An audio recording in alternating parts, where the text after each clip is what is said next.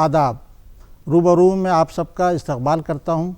रूबरू प्रोग्राम में किसी शख्सियत से रूबरू होने का, उसके फ़न से रूबरू होने का और उसके ख़यालात से रूबरू होने का। आज हम जिस शख्सियत से रूबरू हो रहे हैं उनके बारे में भारत रत्न मदर टेरेसा ने कहा था, ये वो लड़का जो अलग सोच का एक लड़का।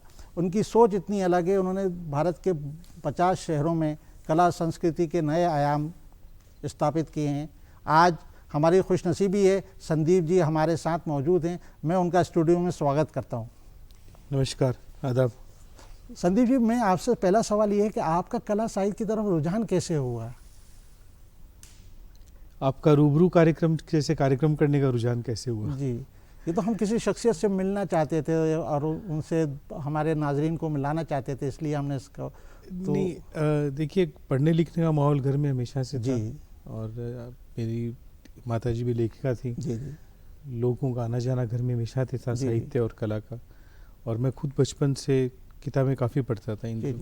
मुझे ये भी वाक़या याद है कि जब मैं कक्षा 10 में था तो हमारी लाइब्रेरी में तब तक मैंने अज्ञे, महादेवी वर्मा, सुमित्रानंदन पंत, यशपाल, जैनेंद्र, तो एक ऐसा वक्त भी आया कि मेरी लाइब्रेरी में ऐसे कोई हिंदी साहित्य की पुस्तक बची नहीं कि जो मैं और ले जाके पढ़ सकूं। तो मेरी लाइब्रेरी जब मुझे आता तो लाइब्रेरियन कहते थे कि अब और कुछ नहीं बचा है इसमें, तो नया स्टॉक आएंगे तब आप किताबें लीजिएगा। तो पढ़ने का शौक हमेशा ही था। प्लस मुझे ये लगता था कि अगर किसी भी देश या किसी भी समाज की कला और सांस्कृतिक विरासत को बचा के रखेंगे या उस सांस्कृतिक धरोहर को अगली पीढ़ी के लिए और सुधारेंगे, तभी आपका देश तरक्की कर सकता है। जैसे प्रतिभा खेतान जी एक महिला साहित्यकार हैं और उन्होंने महिलाओं के लिए बड़े उनके नॉवेल महिला केंद्रित रहे हैं। और आपने प्रतिभा खेतान फाउंडेशन की जो नींव रखी, किस सोच से रखी थी ये? देखिए, प्रतिभा खेतान फाउंडेशन की नींव मैंने नहीं रखी। प्रतिभा खेतान फाउंडेशन हमेशा से कार्यरत था। आप ये कह सकते हैं कि प्रतिभा खेतान फाउंडेशन का जो स्वरूप जो दिया वो मैंने उसको एक सुनियोजित तरीके से, उसका स्वरूप जो आप देख रहे हैं वो उसको मैंने किया। फाउंडेशन मेरी माताजी के समय से हमेशा से कार्य था, लेकिन एक बहुत सारे कि आपने डोनेशन कर दिया, किसी की एप्लीकेशन वो कर दिया, लेकिन जो इसका एक कार्य प्रणाली का जो एक इसका स्वरूप है, जिस तरह से आज हम कार्य कर रहे हैं एक सुनियोजित तरीके से, उसका स्वरूप हमने बताया। बिकॉज मेरे विदेश दौरों ने मुझे ये बताया कि आज जो NGOs हैं हमारे यहाँ पे, जो ट्रस्ट थे, उसको सिर्फ हम एक धर्मादा देने का या एक डोनेशन देने का जर्रा मानते थे। कभी ये सोच नहीं थी कि हम एक कॉर्पोरेट हाउस की तरह फाउंडेशंस को भी चला सकते हैं। तो इस सोच को कि अगर आज UN चल सकता है, यूनेस्को चल सकता है, रेड क्रॉस सोसाइटी चल सकती है, तो हमारे खुद के ट्रस्ट या हमारे खुद के फाउंडेशन उस सोच के साथ या उस तरीके से क्यों नहीं चल सकते हैं। उसी सोच को ध्यान में रख के हमने प्रतिभा खेतान फाउंडेशन को उस स्वरूप में लाने की कोशिश की जैसे एक कॉर्पोरेट हाउस चलता है। जी सर, आप ना साहित्य से जुड़े हैं, साहित्य में बड़ा बदलाव आया। आप यानी अगर हम 3 दशक देखें तो साहित्य में जो नई जनरेशन है वो थोड़ी दूर होती जा रही है। इसकी क्या वजह है? आप जैसे आपने कहा मैं लाइब्रेरी से जुड़ा रहा, लेकिन आज के बच्चे नहीं जुड़े रहे। देखिए सर, इसमें दोष साहित्यकारों का भी है। और अगर आप ये देखें कि मुझे, मैं कहता हूँ कि साहित्यकारों का नहीं, जो साहित्यकार जो लिखते पढ़ते हैं वो नहीं, जो एक बड़ी संस्कृति आई पिछले 15 साल से और 10 साल से जो संस्कृति फैली और 7 साल पहले जिस संस्कृति में उफान आया और प्री कोविड काल तक जो करीब 200 से 250 लिटरेचर फेस्टिवल का एक पूरा जंगल देश में खड़ा हो गया। मेरा व्यक्तिगत रूप से, और मैं ये वापस रिपीट करना चाहूँगा, मेरा व्यक्तिगत रूप से ये मानना है कि साहित्यिक सम्मेलनों ने एक बहुत बड़ा नुकसान किया है।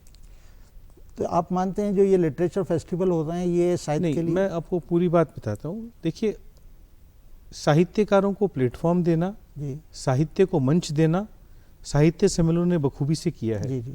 लेकिन उसके साथ बिकॉज उसमें जो कॉमर्शियल एंगल आए, बिकॉज उसमें जो पैसों की कमी के कारण जो उसमें स्पॉन्सर्स है, उसके लिए जो एक ग्लैमर पोर्शन लाया गया। खाली मान लीजिए कि अब आज मान लीजिए कि मैं किसी व्यक्ति विशेष की बात नहीं कर रहा हूँ, लेकिन आज एक फिल्म वाले ने एक किताब लिखी या उसके ऊपर किताब लिखी, 200 के 200 साहित्यकार जो साहित्य उत्सव, सबको उस चीज को, उस आदमी को लाने की होड़ मच गई। उनको प्रमुख मंच मिलने लगा क्योंकि उसको देखने के लिए भीड़ आती है। ना उस भीड़ को साहित्य सुनने का शौक है, ना उस भीड़ को साहित्य की समझ है, और ना उस साहित्यिक सम्मेलन करने वालों को उस साहित्य वालों को मंच देना है। जो असली साहित्यकार थे वो उस दौड़ में पीछे चले गए। एक ये दौर भी है जब मैंने भी फ़ोन उठा के कुछ साहित्यकारों का कभी साहित्य सम्मेलन हो रहा है, आपको इसमें आना चाहिए, या मुझे कहा गया आपको बुलाने के लिए, उन्होंने कहा वो महफिल हमारे काम की नहीं है। जी सर, आपके 19 से, आपके प्रभाव से 19 से ज़्यादा इदारे हैं जो काम कर रहे हैं, जिसमें एक इदारा जो है आखर है, जो भाषा पे काम कर रहा है, और आप उसके ज़रिए हर छोटी छोटी लैंग्वेजों पर, रीजनल लैंग्वेज पे भी काम कर रहे हैं। आप मध्य प्रदेश में काम शुरू करने जा रहे हैं, यहाँ भी बुंदेलखंडी है, मालवी लैंग्वेज है, सब भाषाएँ हैं, और आपका मोटो भी है अपनी भाषा अपने लोग। जी, तो आप अगर मध्य प्रदेश में शुरू कर रहे हैं तो हमारे दर्शकों भी है कि किस तरह आपसे जुड़े हैं वो। देखिए, मध्य प्रदेश, और हालांकि भोपाल तो देश की भाषा, साहित्य, संस्कृति का एक विरासती शहर रहा है। यहाँ के आप भारत भवन को कहिए, यहाँ के जो जिस तरह के लोगों ने देश को जो साहित्यिक में दिया है, उसकी तो एक अपने आप में एक इतिहास की गौरव गाथा है। तो ये हमारा दुर्भाग्य है कि हम मध्य प्रदेश की धरती में बहुत देर से आए। ये हमारी, हालांकि हमारी इच्छा बहुत दिनों से थी कि जिस तरह की भाषाओं में हम काम कर रहे हैं, हम मध्य प्रदेश में बहुत पहले आना चाहिए। हालांकि मेरा खुद का भोपाल का मैं प्रथम बार भोपाल आया हूँ। हमने इंदौर में कोविड काल में ही हमारी कुछ गतिविधियां शुरू कर दी थी, ऑनलाइन जो हमने शुरू किया।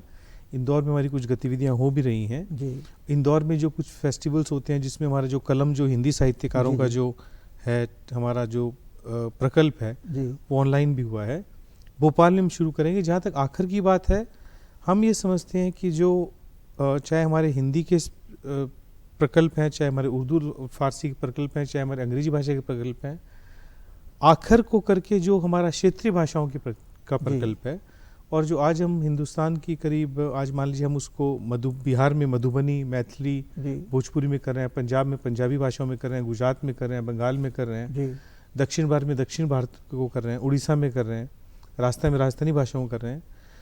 हमारे फाउंडेशन को जितनी, आप जिसको बोलते हैं ना कि काम करने में जो इज्जत मिलती है, काम करने में जो आपको एक ग्रेशियसनेस मिलती है, या जिससे आपको काम करने वालों को सुकून मिलता है, वो हमें आखिर ने बहुत दी। क्योंकि आखिर में जिस तरह के लोगों को हमने मंच प्रदान किया, क्योंकि जब हमने हिंदी भाषाओं में काम करने की कोशिश की, तो सबसे पहले हमें हिंदी के लेखकों ने कहा, होर्डिंग तो आज तक अंग्रेजी भाषाओं के भाई बड़े बड़े जो ऑथर थे उनके लगते थे, हिंदी भाषाओं के साहित्यकारों के तो होर्डिंग कभी लगे नहीं।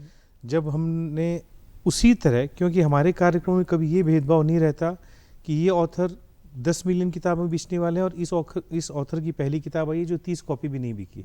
हमारे लिए जो ऑथर है, उस ऑथर का स्टेटस वही रहता है जो किसी सबसे ज़्यादा बिकने वाली किताब का ऑथर का हो, जो पहली बार उसका जो ऑथर का हो, उसका, हमारा अतिथि का, हमारे गेस्ट का, हमारे आखिर में कलम में या राइट सर्कल में जो हमारे मापदंड हैं, या जिस तरह से हम कार्यक्रम करते हैं, उसका तरीका सेम रहता है। तो जिस होर्डिंग पे हमारे यहाँ पे अंग्रेजी का सबसे ज़्यादा बिकने वाला ऑथर की फोटो रहती है, उसी होर्डिंग पे हमारे क्षेत्रीय भाषाओं की आखिर की तस्वीर लगती है। बिल्कुल, आपका एक लोगो भी, अपनी भाषा अपने लोग। क्योंकि हमारा मूल मंत्र यही है कि हमें अगर आप अपने घर के बच्चे का ख्याल नहीं रखेंगे, अगर आप अपने घर के बुजुर्गों की सेवा नहीं करेंगे, तो ये कहने में कोई फायदा नहीं कि भाई पड़ोसी, हम अपने पड़ोसियों का ख्याल रखेंगे। निज भाषा उन्नति है, निज भाषा को मूल, ठीक है। तो अगर आप अपने लोगों को या अपनी भाषा को स्थान नहीं देंगे, और ये कोई साहित्य की बात नहीं है, अपनी भाषा अपने लोगों से हमारा मतलब है कि आप अपनी भाषा को आप मंच दें। अपने लोगों से मतलब हमारा अपने आप हैंडीक्राफ्ट के जो आर्टिशियंस हैं, आपके यहाँ गॉड आर्ट की कला है, अपने जो आर्टिशियंस हैं, जो हैंडीक्राफ्ट्स हैं, आप उनको पहले मंच दें। और इसमें कोई स्वार्थ की भावना नहीं। अगर हम हमारे कलाकारों को, अगर हमारे साहित्यकारों को, अगर हमारे जो लोक कला है, हमारी जो फोक आर्ट है, हमारे जो लोग, अगर हम उनको मंच देंगे तो दूसरा क्यों देगा। सर, आपने विदेशों की यूनिवर्सिटी में भी लेक्चर्स दिए हैं, बड़ी बड़ी यूनिवर्सिटीज में, तो आप वहाँ भी यही बात रखते हैं कि? बिल्कुल नहीं। सी, एक दौर था जब अलग, देखिए आज भारत जो है, भारत का खान पान, भारत की फैशन और भारत का पर्यटन विश्व में मार्केटिंग का सब्जेक्ट बन गया है। जिस चीज़ को हम प्रचार करने की आप बात कर रहे हैं, उस चीज़ को तो लोग प्रचार करके मार्केटिंग का जरिया बना के लाखों करोड़ों रुपए कमा रहे हैं। भारत के पर्यटन स्थल की मार्केटिंग वैल्यू इतनी है कि आप उसको, चाहे वो आज वाइल्ड लाइफ हो, चाहे आज आपके मंदिर हो, चाहे आपके मान लीजिए कि जो भोपाल, आज तो मध्य प्रदेश में जिस प्रांत में बैठे, कितना बड़ा वाइल्ड लाइफ का टूरिज्म टाइगर को देखने के लिए यहाँ पे आता है, ठीक है। तो Bharat itself is either wild life, या यहाँ का जो मान लीजिए जो खान पान है। अब इंडियन फूड की पॉपुलैरिटी देखिए अब अब्रॉड में कितनी बड़ी है, ठीक है। तो अब्रॉड में भी जब हम जाते हैं, मेरे टाइगर्स पे मेरे काफ़ी प्रेजेंटेशन में जो मैंने टाइगर्स पे दी है, जो इंडियन फिल्म्स जिस तरह से जो अब्रॉड में जो इंडियन फिल्म्स की जो एक कनेक्टिविटी है लिटरेचर से, उस पर मेरी प्रेजेंटेशंस हैं, पर basically to promote Indian Hinduism overseas. और शायद आपकी जितनी किताबें हैं वो आपने सफ़रनामे पे ही लिखी हैं, आपने अपने सफ़र की कहानी, वो अनुभव जो भारतीयों के साथ जो प्रवासी भारतीयों के साथ जो अनुभव हुए, वो बाहर भारत के नाम से मेरा एक कॉलम भी आता था जो काफ़ी मशहूर था। उसी सर कोई ऐसा अनुभव जिसको आपको लगा कि बिल्कुल मेरे आपकी लाइफ को थोड़ा फ़र्क पड़ा हो? आपके सफ़रनामे आपने इतने लिखे हैं, आपने चाइना का सफ़रनामा भी लिखा है। और नहीं देखिए, बहुत से आते, मेरा ये मानना है कि कोई भी हिंदुस्तानी व्यक्ति हिंदुस्तान को हिंदुस्तान से बाहर ज़्यादा जीता है जी। क्योंकि ऐसे बहुत से, देखिए आज जो लंदन है या अमेरिका है या दुबई है, सिंगापुर है, वो तो अपने आप में एक हिंदुस्तान ही बन गए, वो एक अलग हिंदुस्तान है। लेकिन ऐसे देश, ऐसे सुदूर देश जहाँ पर, अब जैसे हम लैटिन अमेरिका गए, वहाँ पे पुंता अरेना जहाँ से बोलते हैं, जो विश्व का जो आखिरी कोना है, यहाँ से यहाँ दुनिया या तो वहाँ से शुरू होती है या अंत होती है। वहाँ पे सांतियागो यूनिवर्सिटी के एक प्रोफेसर से मैं मिला जब बहुत पहले गया था, तो वो वहाँ पे हिंदी सिखाती थी। उनके पास हिंदी की टाइपराइटर की व्यवस्था नहीं थी, वो हिंदी की हाथ से प्रश्न पत्र बनाती थी। ऐसे बहुत से वाक़ये। मैं जब अफ्रीका गया था बहुत साल पहले एक ट्रेनिंग प्रोग्राम में, तो उस वक्त मुझे कुछ इंडियन कम्युनिटी के लोग ले गए, जो कि वहाँ पर आप अफ्रीका की जो गिरमिटिया में आप जैसे अपने पढ़ते हैं कि वहाँ पे जो अफ्रीकन हिंदुस्तानी, वो आज भी मोटी बिंदी की महिलाएं साड़ी पहनती हैं, मोटी बिंदी लगाती हैं, पर हिंदुस्तान से उनका कोई संपर्क नहीं है। जैसे सिंधी कम्युनिटी का, लैटिन अमेरिका की सिंधी कम्युनिटी का हिंदुस्तान से कोई संपर्क नहीं है, अफ्रीका की वो जो कम्युनिटी, उनका हिंदुस्तान से कोई संपर्क नहीं है, पर उनकी वेशभूषा, खान पान हिंदुस्तानी है। तो मैं एक आपको वाक़या बताता हूँ। उन्होंने कहा कि हमारे गाँव में एक मंदिर है हिंदुस्तान का, आप हिंदुस्तान से हैं, इस मंदिर में चलिए। इसको मैंने लिखा भी है मेरी किताब में। तो उस मंदिर में उन्होंने कहा कि आप, ये शंकर भगवान का मंदिर है, और उस मंदिर में जब मैं गया तो शंकर भगवान, वो उन्होंने काली माता की मूर्ति जिसमें जीवा बाहर निकली हुई थी, उस मूर्ति को लगा रखा था, पुरानी एक मूर्ति को। लेकिन वो उस गांव वालों की या उन एक छोटे से हिंदुस्तानी कम्युनिटी की जो बरसों से वहाँ पे है, उन्होंने सुन रखा था जो जीवा जो बाहर होती है शंकर भगवान की है, ठीक है ना। तो उनकी उस श्रद्धा को देख के मुझसे कहा भी नहीं गया कि ये आप गलत पूजा कर रहे हैं, ये मूर्ति जो इनकी नहीं, इनकी है। तो हिंदुस्तान अपनी श्रद्धा, आज मतलब ये तो बहुत साल पहले की बात बता रहा हूँ, अभी 3-4 साल पहले जब मैं प्री कोरोना के पहले जब मैं अमेरिका की यात्रा पर था, तो मुझे एक निमंत्रण मिला किसी के घर पे रविवार को जाने का। तो रविवार की सुबह उनके यहाँ पे न्यू जर्सी में सत्यनारायण भगवान की कथा का पूरा पाठ हो रहा था, और आज भी कई घरों में वहाँ जूता अंदर नहीं ले जाते हैं। तो हिंदुस्तानी व्यक्ति हिंदुस्तान को अपने तरीके से, अपनी संस्कृति को अपने तरीके से बाहर हिंदुस्तान से ज़्यादा जीता है, ये मेरा मानना है। और हिंदुस्तानी संस्कृति को बचाने में अप्रवासी कम्युनिटी का, अप्रवासी भारतीयों का बहुत बड़ा योगदान है, इसको आप नहीं छुटा सकते। सर, आप साहित्य और कला के साथ एक और काम कर रहे हैं, मुस्कान आपका एक प्रोजेक्ट जी, तो उसमें बच्चों को आप क्या शिक्षा दे रहे हैं? उसमें मुस्कान हमने कोरोना काल में शुरू किया था, जिसमें ये हमको लगा कि जो बच्चों के मानसिक विकास के लिए, क्योंकि वो दौर कितने देर और कितनी दूर तक चलना था किसी को अंदेशा नहीं था, तो बच्चों के मानसिक विकास के लिए, स्किल डेवलपमेंट के लिए हमने प्रोग्राम शुरू किया, जिसके 2 पहलू थे। एक तो बच्चे जिनको एजुकेशन मिल रही है, जो वेल एजुकेटेड स्कूल्स में हैं, उनके लिए मान लीजिए कि डिफरेंट टाइप्स के, चाहे वो थिएटर वर्कशॉप्स हों, चाहे वो पोइट्री वर्कशॉप्स हों, चाहे उनके कोई लेखक से रूबरू हो सके, चाहे उनके लिए इंटरटेनमेंट प्रोग्राम हो सके, वो शुरू किए। और दूसरी जो अंडर प्रिविलेज बच्चे हैं, उनके लिए ट्यूशन्स, कंप्यूटर एजुकेशंस, वो शुरू कराएं। और अभी हमने शायद हिंदुस्तान का पहला जो पब्लिश्ड ऑथर्स हैं, 8 से 14 साल के बच्चे, इससे भी करीब 2 हफ्ता पहले हमने दिल्ली में उनका साहित्य सम्मेलन कराया, लिटरेचर फेस्टिवल जिसको कहते हैं, मुस्कान लिटरेचर फेस्टिवल, जिसमें पैनलिस्ट जो थे, जो ऑथर्स जो थे, वो सिर्फ 8 से 14 साल के पब्लिश ऑथर्स थे। तो मुस्कान बच्चों के सर्वांगीण विकास के लिए समर्पित कार्यक्रम है, जिसमें दोनों तरह के बच्चों को, अंडर प्रिविलेज और प्रिविलेज, दोनों तरह के बच्चों को ध्यान में रखे हुए इसके लिए कार्यक्रम डिज़ाइन होता है। सर, आप साल भर में, आपकी जो फाउंडेशन है 3000 से ज़्यादा प्रोग्राम करती है 50 शहरों में हिंदुस्तान के। जी।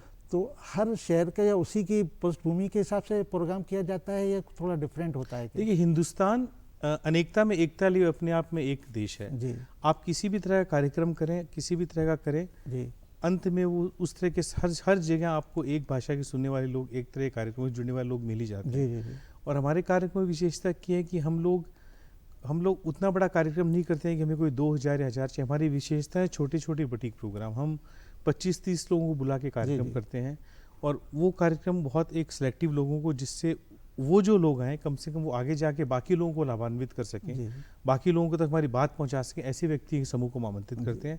इसलिए हमने कार्यक्रमों को विभिन्न आयामों में बांट रखा है। जैसे हमारा हिंदी जो साहित्यकारों का कार्यक्रम है वो कलम है, अंग्रेजी का हमारा राइट सर्कल है, क्षेत्रीय भाषाओं का आखर है, उर्दू अरबिक फारसी का लफ्ज़ है, जो हमारे बुक लॉन्च होते हैं उनको हम किताब के नाम से कहते हैं, जो हमारे फोक भाषा या क्लासिकल फॉर्म्स के वो सुरसाज है, जिसको आप यहाँ पे रूबरू कह रहे हैं, वैसे तरह हमारे कार्यक्रम एक मुलाकात है जो फिजिकल होता है, फिर चौपाल, इस तरह कई कार्यक्रम हमारे। जी जी सर, आप एक और चीज़ है एहसास, जो आप महिलाओं के लिए सशक्तिकरण का प्रोग्राम है, तो उसमें महिलाओं के लिए क्या होता है? क्योंकि प्रभा ठाकुर, प्रभा खेतान जी का जो है महिलाओं के लिए काम है, तो उसमें एहसास में क्या है? देखिए ऐसा है कि जो ना तो हम कोई सरकारी मदद लेते हैं जी, अपार्ट फ्रॉम मॉरल सपोर्ट एक सारे सरकारी संस्थाओं का और सब पार्टियों का रहता है, और ना हम ऐसे कोई कॉर्पोरेट हाउस हैं कि हम खुद इतना बड़ा एक 50 शहरों के इतने सारे ग्रामों को सब चीज़ें वहन कर सकें। तो हमारे जो कार्यक्रमों का या हमारे जो इस अटल विश्वास का या हमारी आप समझिए मजबूती का जो आधार है वो एहसास वुमेन है। एहसास हमारा वुमेन एम्पावरमेंट प्रोग्राम है। हमारे जितने भी शहर में कार्यक्रम होते हैं वो हम उस शहर की कुछ प्रबुद्ध महिलाएं जिनका कला, साहित्य, संस्कृति के विकास में या विकास के योगदान देने में रुचि हो, उन महिलाओं को हम 2 या 3 दिन के लिए कलकत्ता आमंत्रित करके उन्हें फाउंडेशन की गतिविधियों से परिचय कराते हैं, और मूलतः हमारे फाउंडेशन के कार्यक्रमों को उस शहर में वही चलाते हैं। तो पूरे देश में करीब हर शहर में 2 से लेकर 6 तक ऐसी महिलाओं का हम चयन करते हैं, और पूरे देश में करीब 125 ऐसी महिलाएं हैं जो एहसास वुमेन ऑफ इंडिया के नाम से हैं, और फिर शहरों के हिसाब से जैसे एहसास वुमेन ऑफ इंदौर, एहसास वुमेन ऑफ रायपुर, एहसास वुमेन ऑफ लखनऊ, एहसास वुमेन ऑफ रांची, ये उन कार्यक्रमों को हमारे फाउंडेशन के मार्गदर्शन में चलाते हैं। सर आप राइटर भी हैं, आप एक्टर भी हैं, आपने टॉलीवुड की कुछ फिल्मों में झलक दिखाई है। वो तो ऐसे ही शौकिया, बिकॉज़ मित्र हैं हमारे। हाँ, क्योंकि आपकी एक चलचित्र और रंगमंच भी है, तो उसके लिए आपका क्या रहता है? क्योंकि हमारे यहाँ रंगमंच का, हाँ, चलचित्र रंगमंच में हमारी कोशिश ये रहती है कि कुछ